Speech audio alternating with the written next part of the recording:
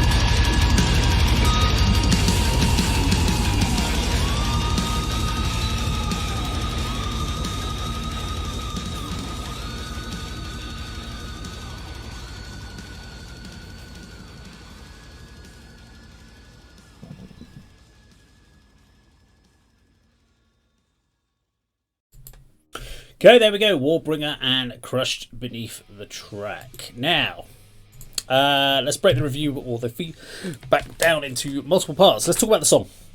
Good little mashup of kind of Machine Head and Slayer-esque elements to it, which I liked. I thought it was great. Vocals were heavy and clear, which is good. Felt like they could have done with a little bit more of a bassed tone. It's found it vocally, it sounds a little bit scratchy in his voice.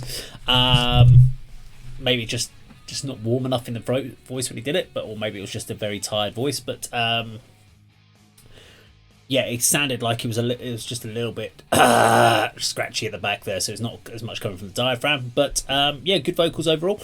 Like the solos were good, strong, consistent way through. Worked with the track, weren't overly long, kind of fitted perfectly. From a video point of view, so good use of stock footage to get the story across. So you could tell it was all kind of individual stock footages that have been downloaded and used in the video.